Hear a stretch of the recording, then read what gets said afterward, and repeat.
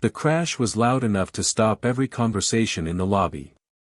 Blythe Monroe's wineglass hit marble first, then the pedestal. The ice sculpture followed, 300 pounds of crystalline architecture collapsing into jagged chunks across the floor. She stood in the center of it, perfectly still, her hands still extended where the glass had been. No one moved toward her. Not the executives holding champagne flutes near the windows. Not the security consultant checking his phone by the elevator. Not even her assistant, who'd spent 6 years learning when to step forward and when to protect her own position. Everyone saw what happened when a CEO stopped being untouchable. Everyone saw Grant Whitlock, her COO, lean back against the reception desk with his arms crossed, satisfaction written across his face. Everyone saw the choice in front of them, step into the wreckage or protect their careers. Everyone except the man in the work apron holding a cleaning rag, the one person in TechNova Tower whose job was to fix things after everyone else walked away. Arden Pike had answered a question like this once before. He'd frozen when someone needed him, and the cost of that hesitation was a life he could never bring back and a career he'd never get back. Now he cleaned floors in the building where he used to save lives, invisible to the people who made decisions that mattered. But standing in that service corridor, watching the most powerful woman in the building wait alone in broken glass while 30 people calculated the risk of basic decency, he knew one thing: what he did in the next 60 seconds would either destroy the last thing he had left or give him back something he thought he'd lost forever. Arden Pike's shift started the same way it had for the past 3 years, with the sound of elevator doors closing on laughter he wasn't part of. He pushed his cart through the service corridor at 10 p.m., the wheels squeaking softly against polished concrete. The executive party was already in full swing on the main floor, the kind of event where people celebrated billion-dollar decisions while he mopped up their spills. His navy work shirt had his name stitched above the pocket in faded white thread. Most people never looked at it long enough to read it. That was fine. Arden preferred being invisible. The lobby of TechNova Tower was the kind of beautiful that made you feel poor just standing in it. 40-foot ceilings, marble imported from Italy, a centralized sculpture shaped like the company logo, a phoenix rising from geometric flames.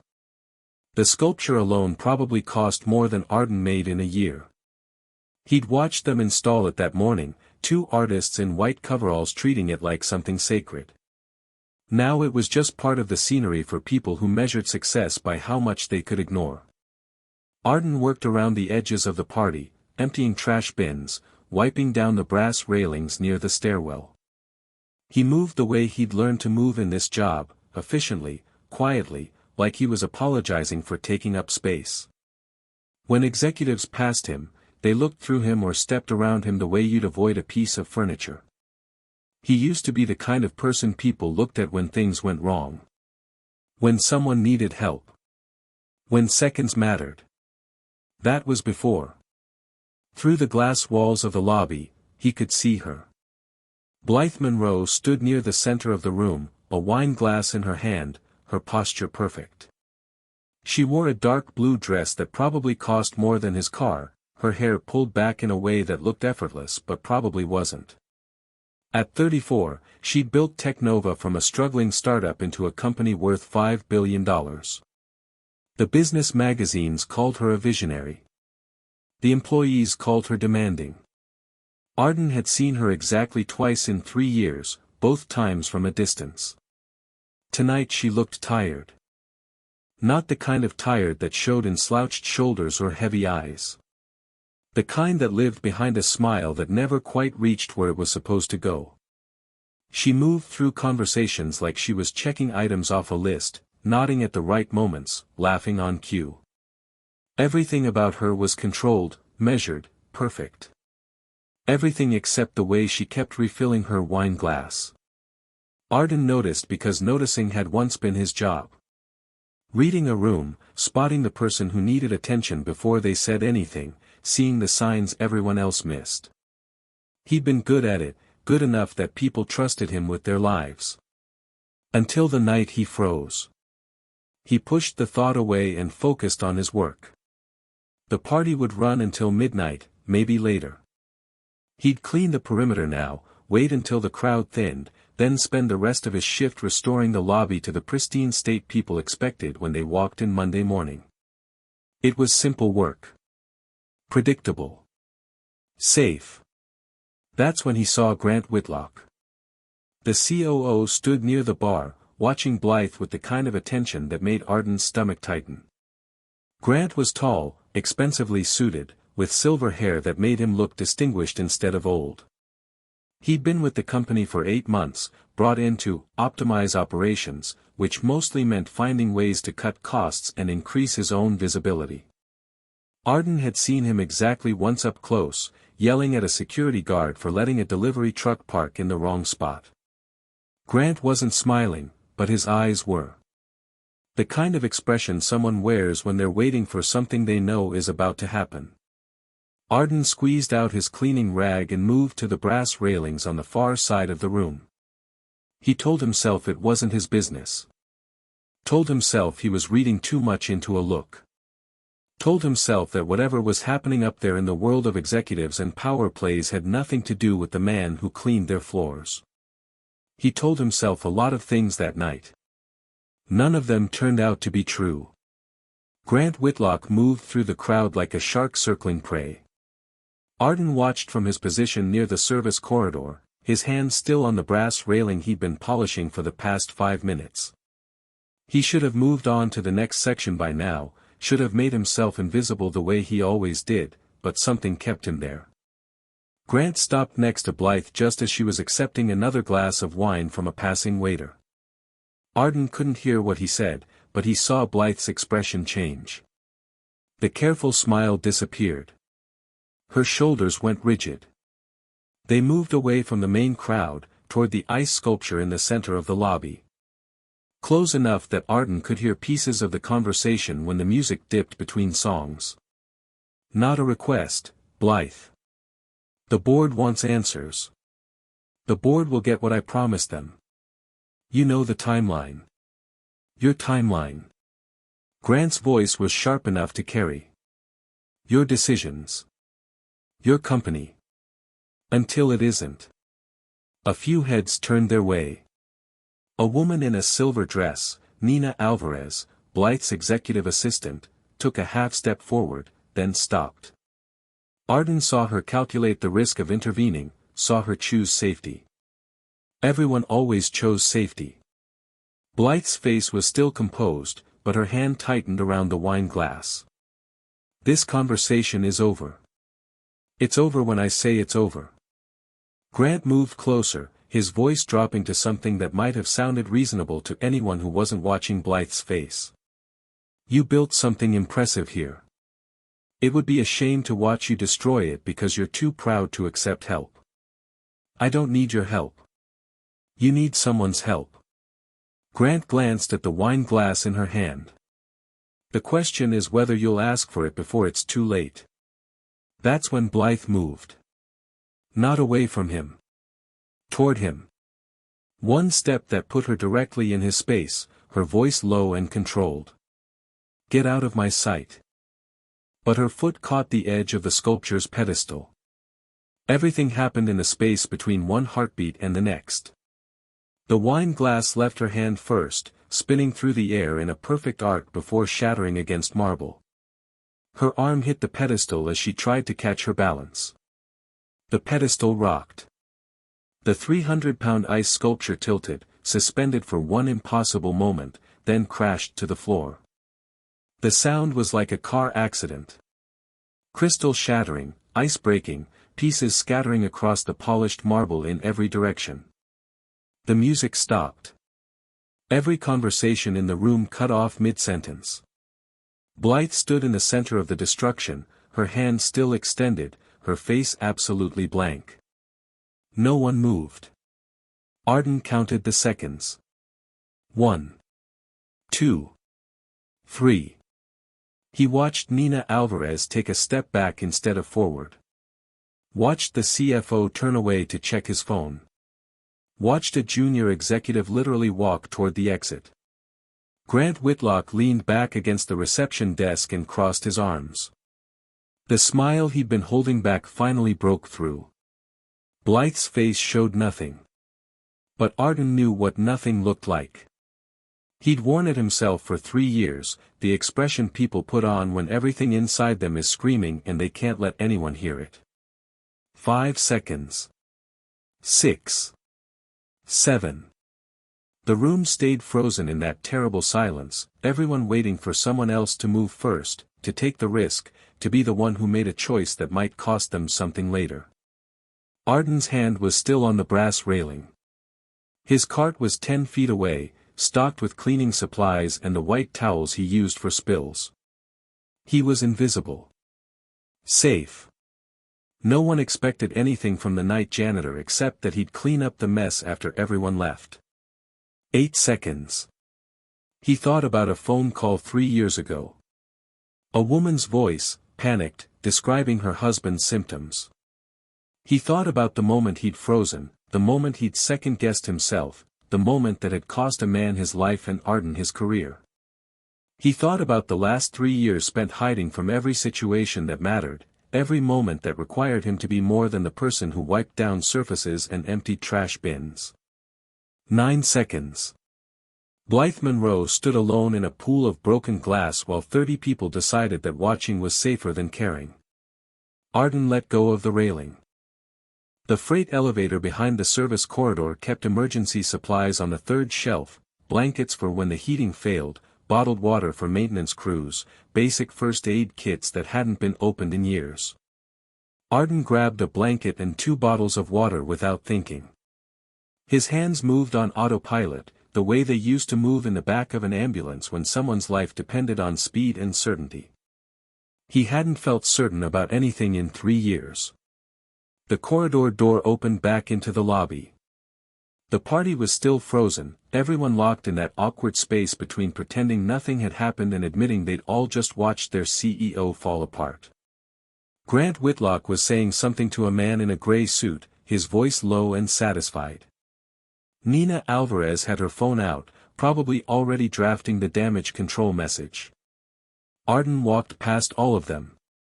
His work boots crunched on broken ice. The sound made people turn, made them finally look at something other than the floor or their phones or the emergency exit. He felt their eyes on him, felt the weight of their judgment. The janitor. Overstepping. Making this worse by making it visible. Let them look. Blythe hadn't moved.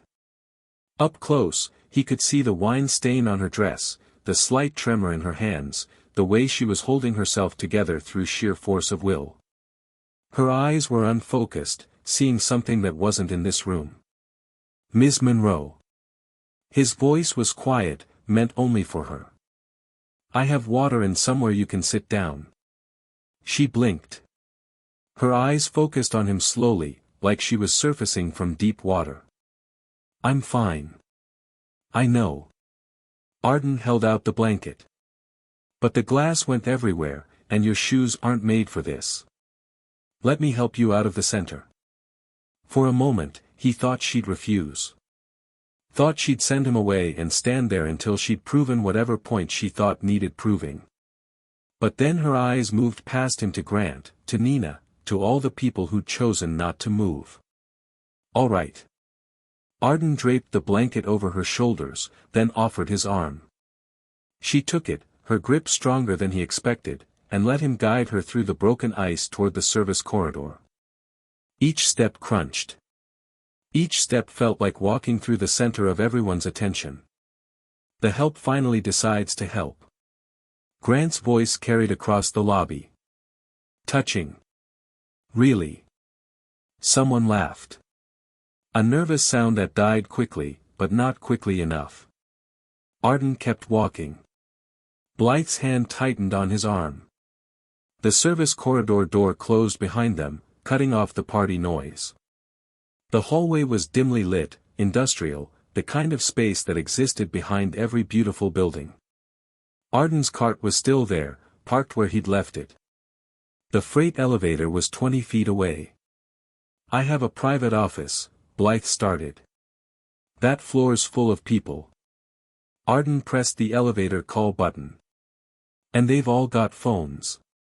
Right now you need 5 minutes where no one's watching. The elevator doors opened. Inside was all metal and fluorescent lights, nothing like the marble and crystal they'd just left. Blythe stepped in without arguing. Arden followed, then hit the button for the maintenance level.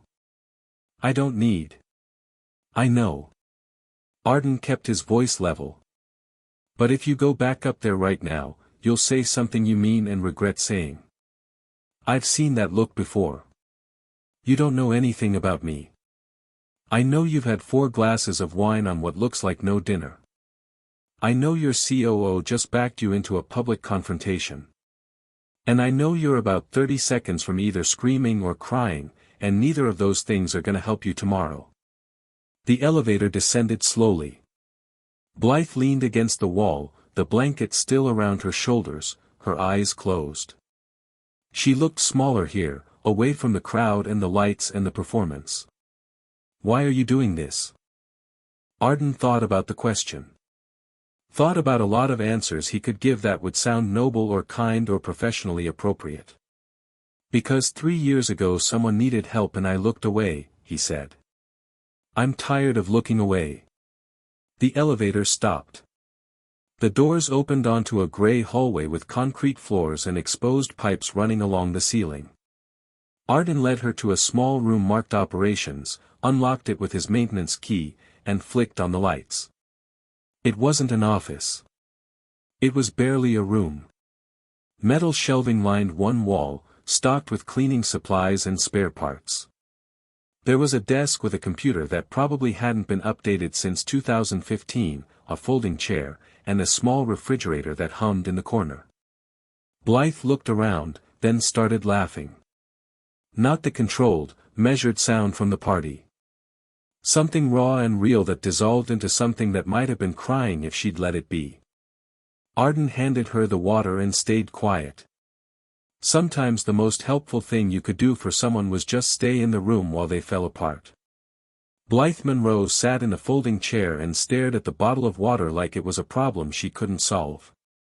Arden stayed standing, his back against the door, giving her space. The room was quiet except for the humming refrigerator and the distant sound of pipes settling.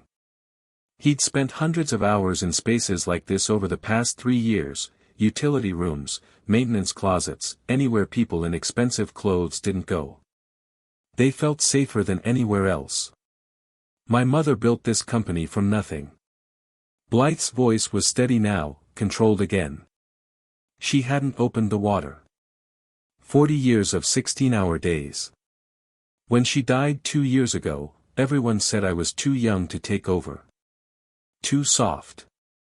Too focused on the wrong things. You proved them wrong. I proved I could work myself into the ground the same way she did. Blythe finally opened the water, took a long drink. The board hired Grant 3 months ago. My mother would have fired him in 3 weeks. But I can't. If I push back too hard, if I show any sign that I can't handle the pressure, they'll use it as an excuse to force me out. So you handle it by drinking through executive parties. I handle it by making sure no one sees me break. She looked at him directly for the first time since the elevator. Until tonight. Arden moved to the desk, leaned against it. The only people who saw anything tonight were the people already looking for a reason to see it. Everyone else was too busy protecting themselves to pay attention. That's supposed to make me feel better. No. It's supposed to remind you that most people only care about your problems when it affects them. He paused. The ones worth keeping around are the ones who show up when it doesn't. Blythe studied him, and for the first time Arden felt actually seen. Not looked at. Not looked through. Seen. You said someone needed help and you looked away. Her voice was careful, not quite a question. What happened? Every instinct told him to deflect. To give her some vague answer that sounded meaningful without actually meaning anything. But she'd just fallen apart in front of a room full of people who'd use it against her, and she trusted him enough to follow him into a maintenance room in the basement. The least he could do was tell her the truth. "I was an EMT," Arden said. "Good at my job. Really good. The kind of person who could walk into chaos and make everyone feel like things were going to be okay." He looked at his hands, calloused now from mop handles and cleaning supplies instead of medical equipment. "4 years ago I got a call. Woman describing her husband's heart attack symptoms. Textbook case. I should have sent the ambulance code 3, lights and sirens. Should have told her to give him aspirin, keep him calm, start CPR if he stopped breathing. But you didn't." I hesitated. The word tasted like ash. 5 seconds where I second-guessed the symptoms, wondered if she was overreacting, thought about the 3 false alarm calls we'd gotten that week. 5 seconds where I made it a code 2 instead of code 3. 5 seconds that meant the ambulance got there 4 minutes later than it should have. Blythe didn't say anything. She just waited. He died in the ambulance. 38 years old, 2 kids, died because I hesitated when I should have acted. Arden's voice was flat. The official review cleared me. Said it was within protocol, that the outcome likely would have been the same either way. But I knew. I knew I'd frozen when it mattered most. "So you became a janitor." "So I found a job where hesitating doesn't kill anyone." He met her eyes. "Where the worst thing that happens if I mess up is someone slips on a wet floor." I told myself I was protecting people from my failures. Took me 3 years to realize I was just hiding. The room was quiet again. Blythe finished the water, set the bottle down carefully on the desk. "I'm not hiding," she said. "I'm surviving." "Yeah." Arden's voice was gentle. "That's what I told myself too." "So what changed?" "I watched 30 people choose not to help you tonight. Watched them decide their comfort was more important than your dignity." He pushed off from the desk. "And I realized that if I walked away too, if I spent one more night telling myself that safety was more important than showing up, I'd stop being the person I used to be and become the person everyone already thinks I am. Which is invisible." Blythe stood up, the blanket sliding off her shoulders. She was steadier now, the wine wearing off or maybe just the adrenaline burning through it. She looked at Arden the way people used to look at him, back when he wore a uniform that meant something. "I don't think you're invisible," she said quietly. "I think you're the only person in that entire building who saw me tonight. And if you're still here, listening to this story unfold, I hope you'll see it through to the end. Because what happened next changed both of their lives in ways neither of them expected." "Thank you," Blythe said. "For showing up when no one else would. Thank you for letting me." She moved toward the door, then stopped. "What's your name?" "Your real name, not what's on your shirt." "Arden Pike." "Arden Pike." She repeated it like she was committing it to memory.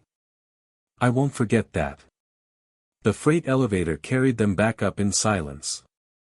When the doors opened to the lobby level, the party was still going, though quieter now. The ice sculpture had been cleared away, the glass swept up, the whole incident erased like it had never happened. Grant Whitlock stood near the bar, watching the elevator doors open. His expression changed when he saw Blythe step out, composed again, the blanket gone, her shoulders straight. She walked past him without a word. Arden went back to his cart, back to his brass railings, back to being invisible. But something had shifted. He felt it in his chest, in the way his hands moved, in the way he stood a little straighter even though no one was looking. He'd shown up when it mattered. It would take him a while to understand what that had cost him, and what it had given him back. Arden finished his shift at 6 a.m., the lobby restored to its pristine state. No one would know that 12 hours ago their CEO had collapsed in a pool of broken glass while everyone watched. That's what people paid for in buildings like this. The illusion that nothing ever went wrong. He drove home through empty streets, his body tired, his mind too active to rest.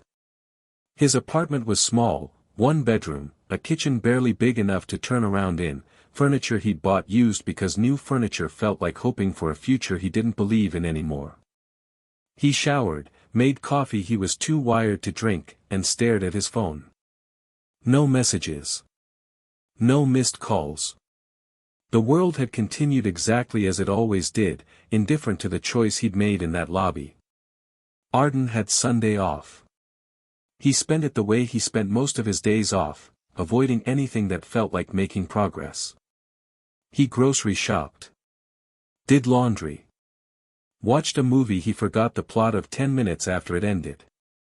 He didn't let himself think about Blythe Monroe or Grant Whitlock or the look on Nina Alvarez's face when she'd chosen her career over her boss's dignity. He especially didn't let himself think about how good it had felt to act instead of hide. By Sunday night, he'd almost convinced himself it was over. A moment of unexpected courage that would fade back into routine. He'd go to work Monday night, clean the same floors, polish the same brass, and eventually forget he'd ever been anything other than invisible.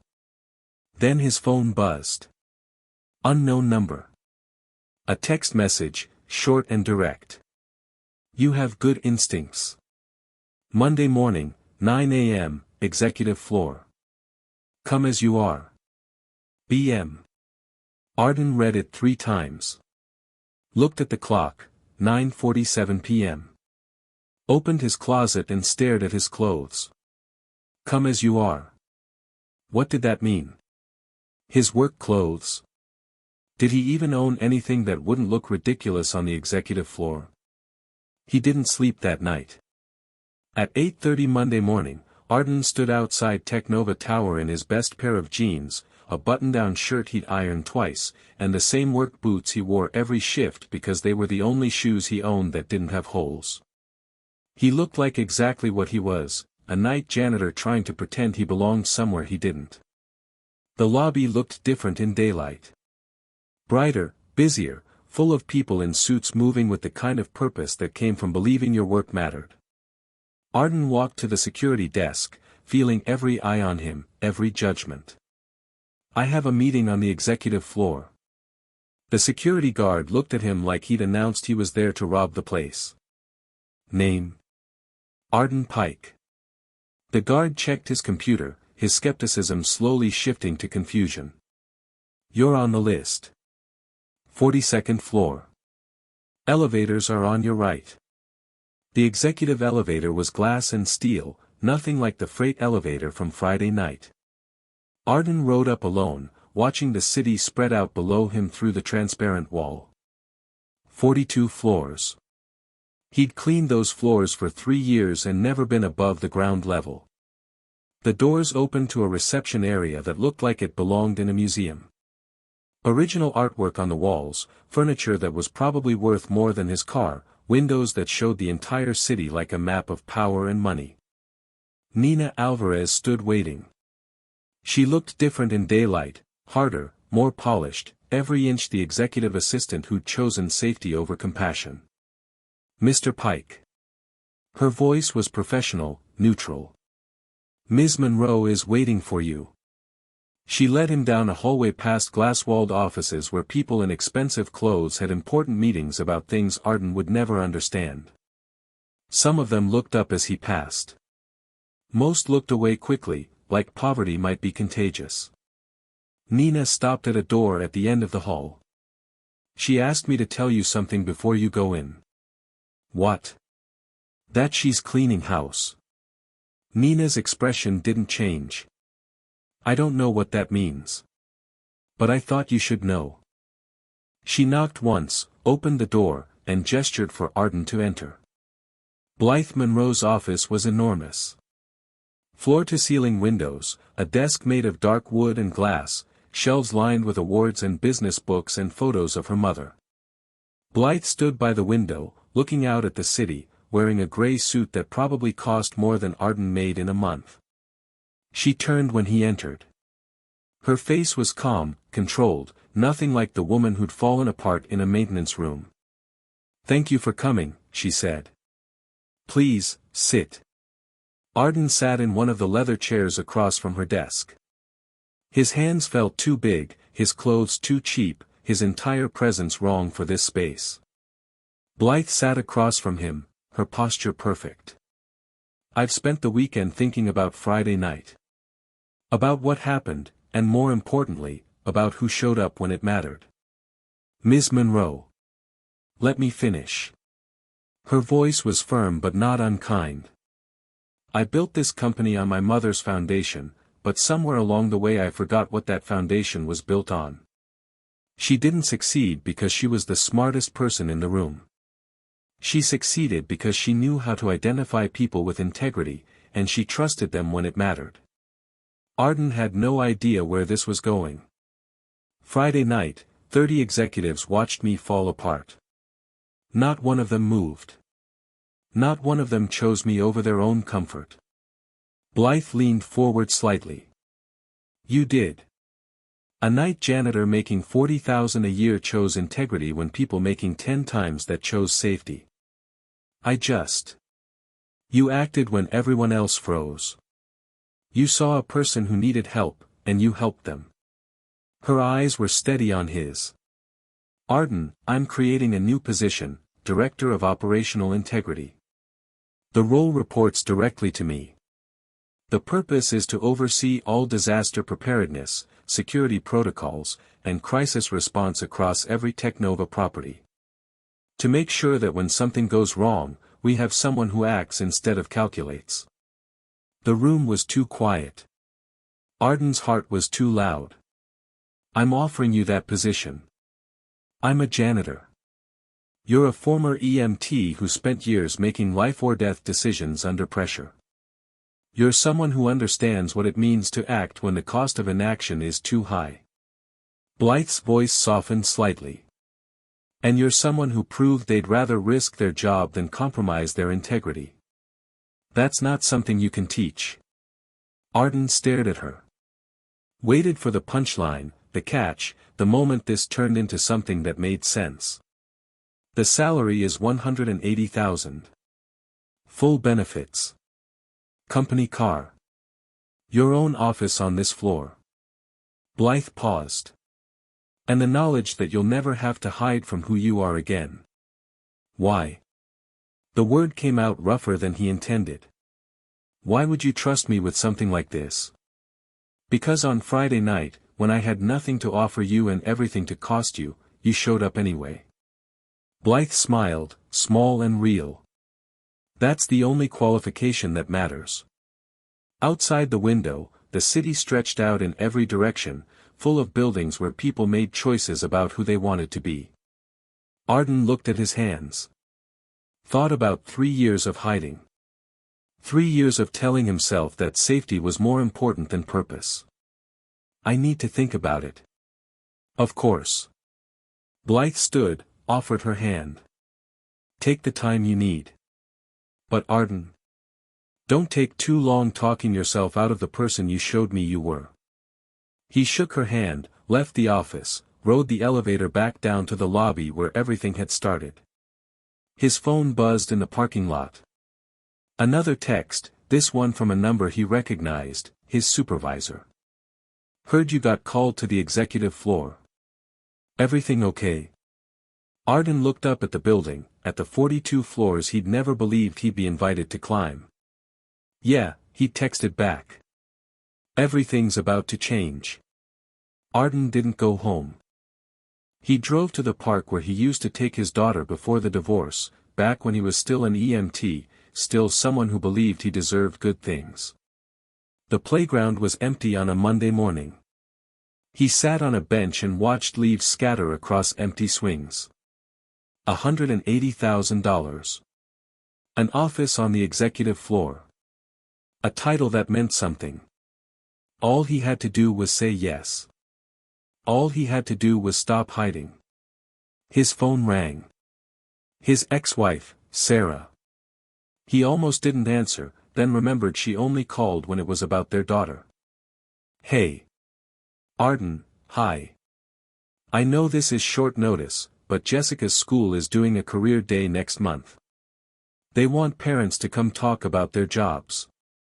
Sarah's voice was careful, the way it always was when she talked to him now. "I thought maybe, if you're not working nights that day." He could hear what she wasn't saying, that she didn't know how to explain to their 8-year-old daughter why Daddy cleaned floors instead of saved lives anymore. "Yeah," Arden said. "I'll be there." "Really?" "Because I know your schedule." "My schedule's about to change." The word surprised him. He hadn't decided anything yet. But hearing Sarah's careful voice, hearing her low expectations, made something in him solidify. "I got offered a different job. Director level. Good salary." The silence on the other end was long enough that he checked to make sure the call hadn't dropped. "Arden, that's amazing. What company?" "TechNova. Same building I work in now." "But she caught herself. How did that happen?" "How did it happen?" A woman fell apart in front of everyone, and he'd been the only one who chose to help instead of watch. That was it. That was the whole story. "Someone saw something in me I'd forgotten was there," he said. After they hung up, Arden sat for another hour. Thought about his daughter asking what he did for a living. Thought about the look on Blythe's face when she'd offered him a chance to stop apologizing for existing. Thought about 3 years of choosing safety over purpose, invisibility over risk. He thought about a phone call 4 years ago and a man who died because Arden had hesitated. That hesitation had cost him everything, his career, his marriage, his belief that he deserved to be someone who mattered. What if the way to make that death mean something wasn't to hide from every risk for the rest of his life? What if it was to show up when it mattered, over and over, until he became the person he'd failed to be that one terrible night? Arden pulled out his phone and typed a text to Blythe's number. "I accept. When do I start?" The response came 3 minutes later. "Tomorrow. 8 a.m. And Arden, thank you for giving me a chance to prove this company can be different."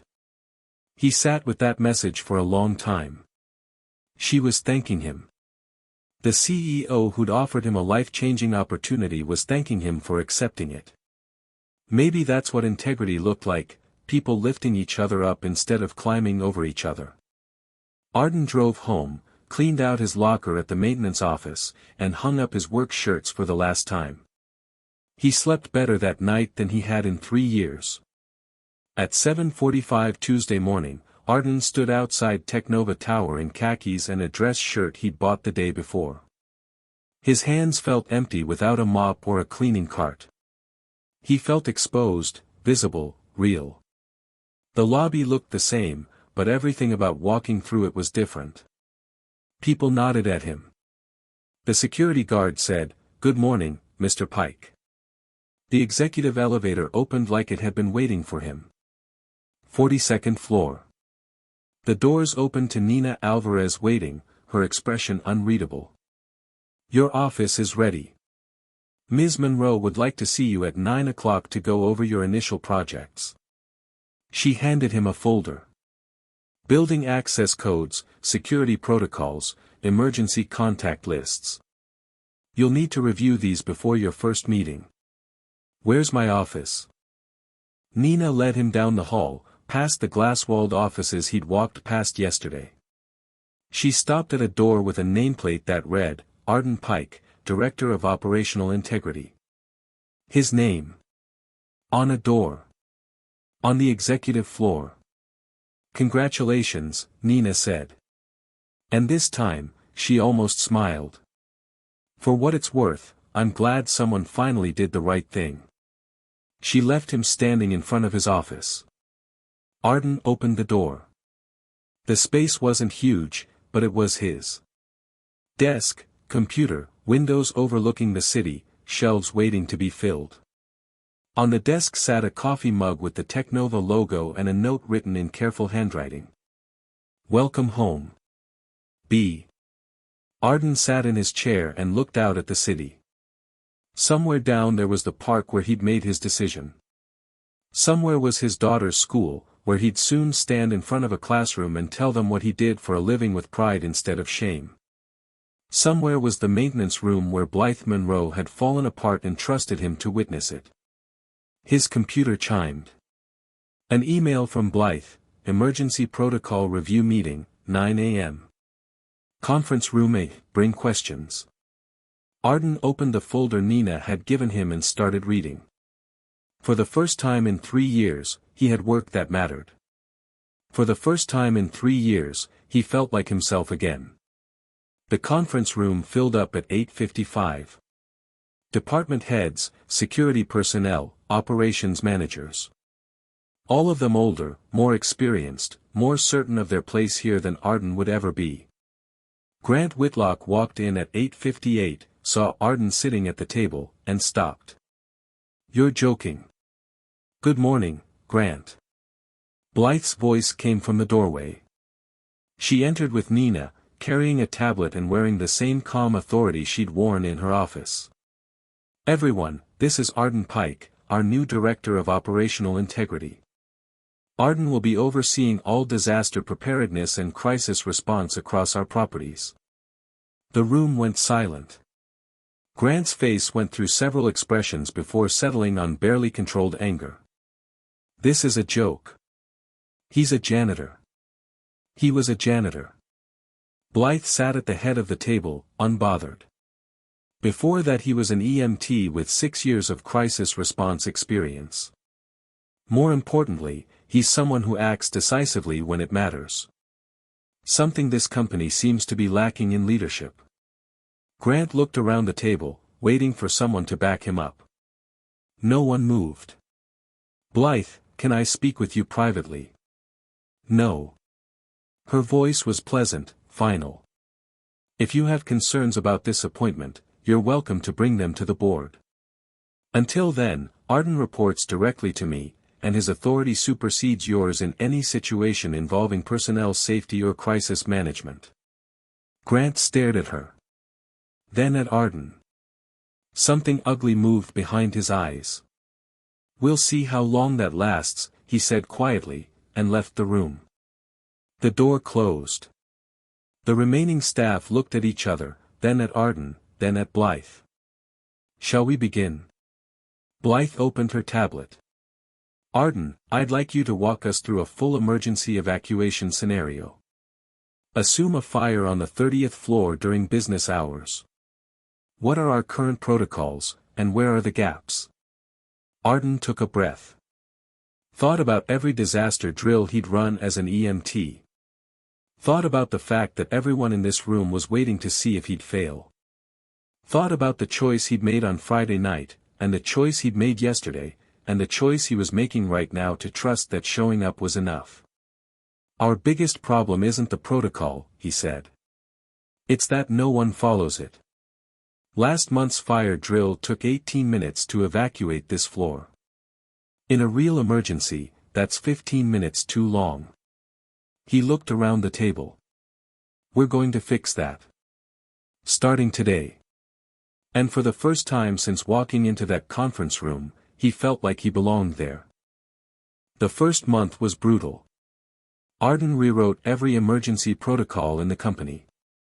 He ran unannounced fire drills at 2 p.m. on Tuesdays, 10 a.m. on Thursdays, 4 p.m. on Mondays until people stopped treating evacuations like optional interruptions. He interviewed every department head about their crisis response plans and found gaps in all of them. He made a lot of people uncomfortable. Grant Whitlock topped that list.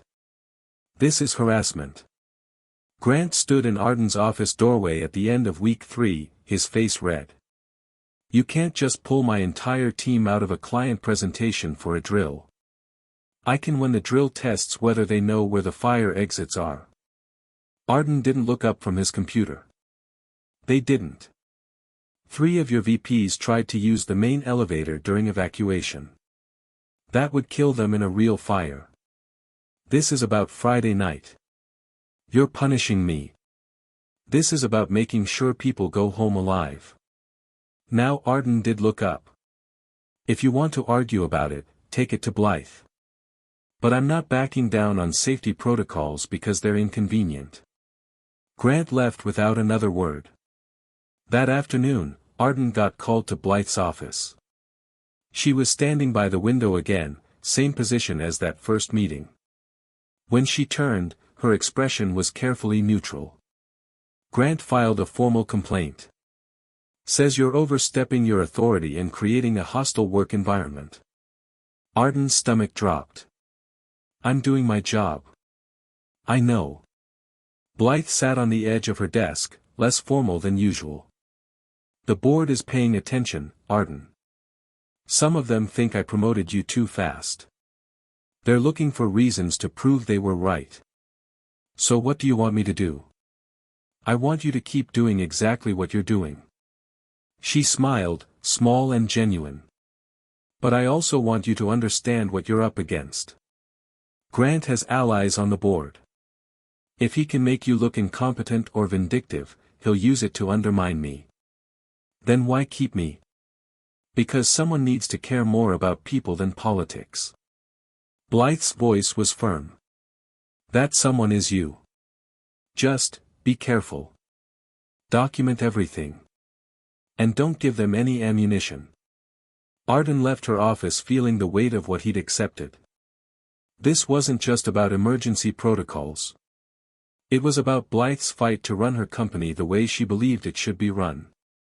And he'd become a piece on that board. He'd wanted purpose. Turned out purpose came with pressure. The shift happened in week 6. Arden was reviewing security footage from the parking garage when he noticed something wrong. Camera blind spots. Malfunctioning access controls. Gaps in the overnight security patrol routes. He spent 3 days mapping every vulnerability, then brought it to Blythe in a formal report. She read it in silence, her expression growing more serious with each page. This is a lawsuit waiting to happen. Or worse. She looked up at him. How did no one catch this before? Because security reports to Grant. And Grant cares more about budget cuts than safety. Blythe was quiet for a long moment. Then, fix it. Whatever it costs. I'll authorize the budget. Arden fixed it. New cameras, upgraded access systems, revised patrol schedules. It cost the company $200,000. It also prevented what would have been a major security breach 2 weeks later when someone tried to access the server room after hours using a stolen badge. The new system caught it, locked them out, and alerted security immediately. The board noticed. In week 8, Arden got an email from the chairman of the board requesting a presentation on his security overhaul. He spent 2 days preparing. Stood in front of 12 of the wealthiest, most powerful people he'd ever met and walked them through every change he'd made, every gap he'd identified, every dollar he'd spent. When he finished, the chairman leaned back in his chair. Mr. Pike, when Ms. Monroe told us she was creating this position, several of us had concerns. I'm pleased to say those concerns were unfounded. This is exactly the kind of forward-thinking risk management we need. He paused. Grant Whitlock has submitted his resignation, effective immediately. I think we can all agree the timing is appropriate. Arden looked at Blythe. She was sitting at the far end of the table, her face carefully composed, but something flickered in her eyes. Relief. Vindication. Maybe both. Grant was gone. After the meeting, Blythe caught up with him in the hallway. You did that, she said quietly. You gave me the ammunition I needed to prove the board's faith in him was misplaced. I just did my job. You did a lot more than that. She looked at him with something that went beyond professional respect. Thank you, Arden. For trusting me when I asked you to trust yourself. There was a moment where neither of them moved. Where the hallway felt smaller and the space between them felt charged with something neither was quite ready to name. Then Nina Alvarez rounded the corner with a stack of papers, and the moment passed. But something had shifted again. Something neither of them could pretend wasn't there. 3 months into his new role, Arden realized he was happy. Not the temporary happiness of a good day or a lucky break. The deep, sustainable kind that came from waking up every morning and knowing his work mattered. He'd rebuilt TechNova's entire safety infrastructure. He'd hired a team of people who took crisis preparedness seriously. He'd created something that would protect people long after he was gone. He'd stopped apologizing for taking up space. His daughter noticed first. "You're different," Jessica said one weekend when he picked her up. She was 9 now, old enough to see things adults tried to hide. "You smile more. I like my job now." "What changed?" Arden thought about how to explain it to a 9-year-old. "I stopped being scared of messing up. Started focusing on what I could do instead of what I couldn't fix." Jessica processed this seriously. "Mom says you're important now. That you have an important job." "I always had an important job. I just didn't believe it mattered." "Well, I think it matters." She hugged him. "I told everyone at career day that my dad keeps people safe." "That's pretty cool." Arden held on to that hug longer than usual. "Thanks, kiddo." The thing with Blythe happened gradually. It started with coffee meetings that ran long. With conversations about work that drifted into conversations about life.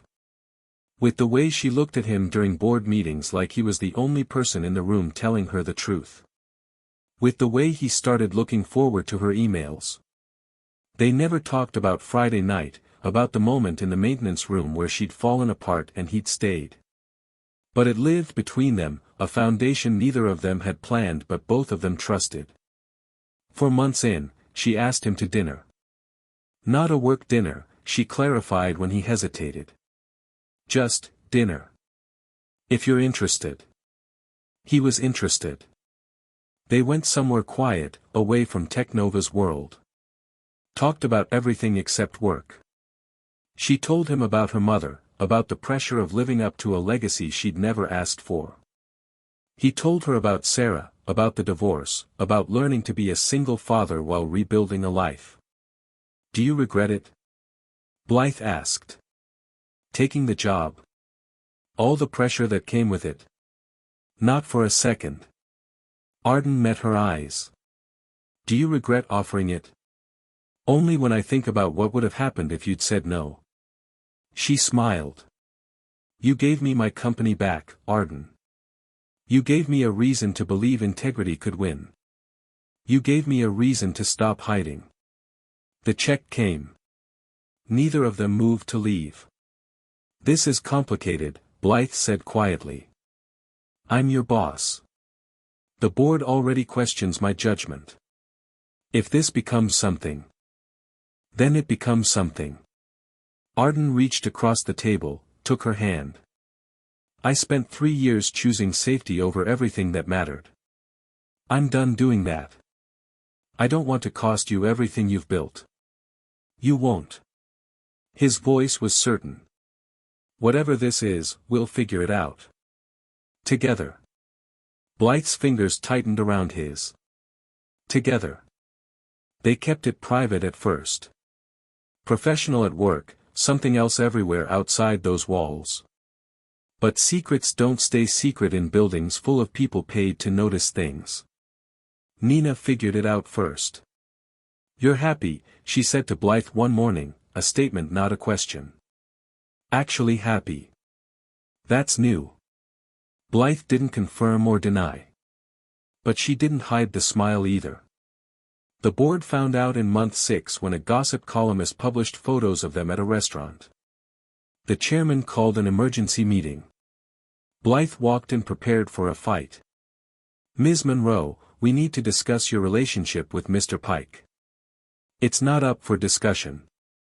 Her voice was level. "Arden reports to me. There's no policy violation. And my personal life remains personal. The optics. The optics are that I promoted someone based on merit and integrity, and they've exceeded every expectation. What I do outside this office is my business." She looked around the table. Unless the board would like to set a precedent of policing executives' personal relationships, I'm happy to apply that standard equally. Several board members shifted uncomfortably. They all had secrets they didn't want examined. That won't be necessary, the chairman said carefully. As long as there's no conflict of interest. There isn't. Blythe stood.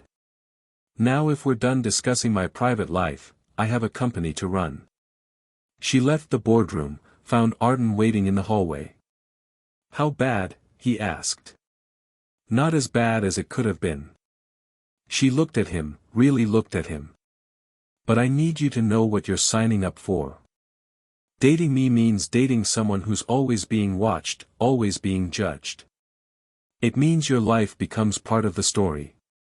Good thing I've gotten comfortable being visible. Arden took her hand, right there in the hallway where anyone could see. I'm not hiding anymore, Blythe. Not from this. Not from us. Even if it gets harder. Especially then. She kissed him. Right there, in the hallway, where anyone could see. Later, Nina would tell them that half the executive floor watched through glass office walls. That some people smiled, some looked uncomfortable, and Grant's replacement just shook his head. But in that moment, none of it mattered. What mattered was that two people who'd both spent years hiding behind walls had finally found someone worth being visible for. 8 months after that Friday night, TechNova threw its annual gala again. This time, Arden walked through the front entrance in a suit that actually fit, with Blythe on his arm. The same lobby where he'd once pushed a cleaning cart. The same marble floors he'd mopped. The same brass railings he'd polished. Everything was different. People knew his name now. Respected his work. Some of them even seemed to mean it when they said hello. Nina Alvarez approached them near the ice sculpture, a new one, different design. The photographer wants a picture, she said to Blythe. Then, to Arden, both of you. They stood together for the photo, Blythe in a dress the color of midnight, Arden in his suit, both of them comfortable in a way that had nothing to do with the expensive surroundings. Later, when most of the guests had filtered into the main ballroom, Arden found himself alone in the lobby for a moment. He stood in the spot where Blythe had stood 8 months ago, surrounded by broken glass and broken composure, while everyone watched and no one moved. You okay? Blythe appeared beside him, 2 glasses of champagne in hand. She offered him one. Just thinking about the last time we were here. Me too. She looked around the lobby. I was drowning that night. Didn't even realize it until I hit the bottom. And now? Now I remember what it feels like to breathe. She turned to face him. Because someone was brave enough to help me when helping me cost them something. It cost me a job I hated and gave me a life I love. That's not exactly a sacrifice. You didn't know that then. Her voice was soft. You just knew it was the right thing to do. That's what made it brave. Arden thought about the call 4 years ago. The man who died because he'd hesitated. The weight he'd carried ever since. I used to think that call defined me, he said. That one failure was all I'd ever be. But standing here now, doing work that matters, with someone who sees me for who I am instead of who I used to be. He paused. I think maybe we're not defined by the worst thing we've ever done. We're defined by what we choose to do after. And what did you choose? To stop hiding. To show up. To believe that showing up mattered more than being perfect. Blythe set down her champagne, took his hand. I have something to tell you. Should I be worried? The opposite. She smiled. The board approved a new initiative. We're launching a company-wide crisis response training program. Every employee, every level, learning basic emergency protocols. And we're partnering with local EMS services to provide community training. Arden stared at her. That's exactly what I proposed 6 months ago. They said it was too expensive. It is expensive. But after what you built here, after the security breach you prevented, after watching you turn operational integrity from a box-checking exercise into something that saves lives. She squeezed his hand. They finally understand that some things are worth the cost. Who's going to run it? You are. It's your program. But Arden. Her voice turned serious. This means you'll be training EMTs again. Working with emergency responders. Going back into the world you left. He understood what she was really asking. Could he do that? Could he stand in front of people who did what he used to do and not fall apart? I think I have to, he said quietly. I think that's the point. You don't heal from failure by hiding from what you failed at. You heal by going back and proving you can do better. You already proved that. To you. To the board. To everyone but myself. Arden looked at their joined hands. I need to prove I can walk back into that world without being afraid of it. That I can teach people to act when I once failed to. That I can turn that failure into something that actually saves lives instead of just carrying it like a weight I'll never put down. Blythe pulled him closer. Then we'll do it together. Build something that matters. Something that makes sure what happened to you never happens to anyone else. Together, he repeated. In the ballroom, someone clinked a glass. The speeches were starting. In a few minutes, Blythe would stand at the podium and talk about TechNova's growth, their new initiatives, their commitment to putting people first. But for this moment, they stood in the lobby where everything had changed. Where a CEO had fallen and a janitor had made a choice. Where two people who'd both been hiding had finally found the courage to be seen. I love you, Arden said. First time he'd said it out loud, though he'd known it for months. I love you too. Blythe smiled. You know what the best part is? What? I don't just love you because you saved me that night. I love you because you showed me what integrity looks like when it costs something. Because you chose to be brave when being invisible was easier. Because you rebuilt yourself into someone who makes everyone around them better. That's a lot of pressure. Good thing you're comfortable with pressure now. They walked into the ballroom together, hand in hand, ready to face whatever came next. Because that's what they'd learned, showing up was scary, being visible was risky, and building something real meant accepting that people would watch and judge and sometimes try to tear it down. But hiding was worse. Safety was worse. Spending your life apologizing for taking up space was worse than anything the world could throw at you. 8 months ago, Arden Pike had been invisible. A night janitor who cleaned up other people's messes while punishing himself for the one mess he couldn't fix. Tonight, he stood in a ballroom full of people who knew his name, respected his work, and understood that the best thing you could do with a second chance was use it to make sure other people got theirs too. The photographer wanted one more picture. Arden and Blythe stood together, both of them smiling, both of them finally, completely, undeniably visible. Right where they belonged.